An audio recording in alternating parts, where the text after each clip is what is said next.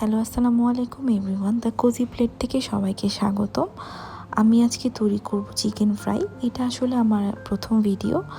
আশা করি সবাই ভালো আছেন। তো চিকেন ফ্রাই তৈরি করার জন্য প্রথমে নিয়ে নিয়েছি আমি লবণ, মরিচের গুঁড়া, তান্দুরি মশলা, টক দই আর চিকেনটি আমি অবশ্যই ভালো করে ধুয়ে ছুরির সাহায্যে আলতো করে একটু কেটে নিয়েছি, যাতে মশলাগুলো খুব ভালোভাবে চিকেনের ভিতরে চলে যেতে পারে, যাতে টেস্টটা অনেক ভালো আসে।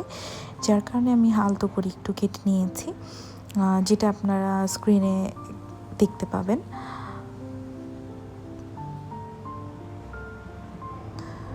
স্ক্রিনে দেখতে পাচ্ছেন যে আমি আসলে কিভাবে জিনিসটা কেটে নিয়েছি, চিকেনটা আমি কেটে নিয়েছি এভাবে।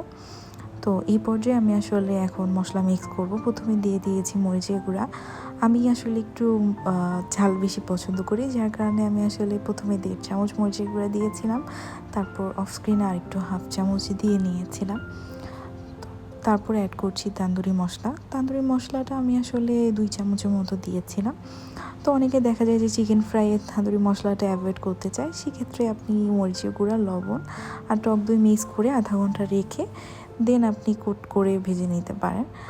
তো আমি জাস্ট ফ্লেভার অ্যাড করার জন্য তান্দুরি মশলা দিয়েছিলাম। আর এই পর্যায়ে আমি দিয়ে দিয়েছি টক দই।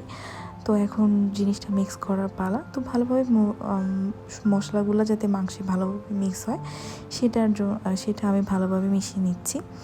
তো এই পর্যায়ে আমি আসলে আপনারা চাইলে এই চিকেনটা ডিরেক্ট ভেজে নিলেই তান্দুরি চিকেন হয়ে যাবে অল্প তেলে।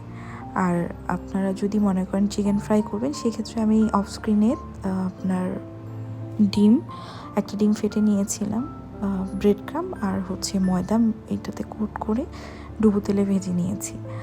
তো দেখছেন অন স্ক্রিনে যে এটা ভাজছে। তো আপনি যদি মনে করেন যে তান্দুরি চিকেন করবেন, সেক্ষেত্রে তান্দুরি চিকেন করতে পারবেন।